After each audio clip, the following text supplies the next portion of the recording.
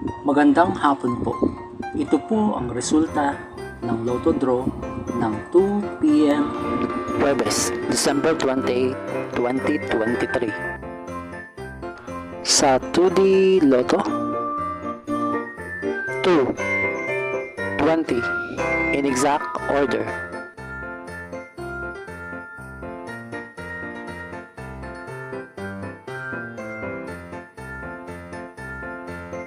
Sa 3D Lotto 2, 1, 6 in exact order.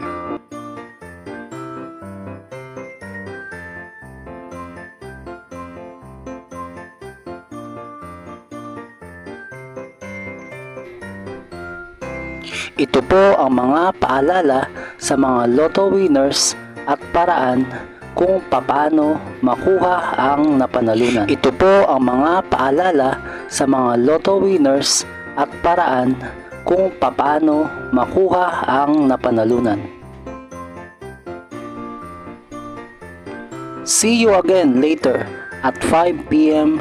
Lotto results para sa 2D Lotto at 3D Lotto. Kung nagustuhan mo ang video ito, please like, share at isubscribe mo na yan para lagi ka-updated sa mga bagong Lotto results ngayon. Thank you for watching this 2 p.m. Lotto results.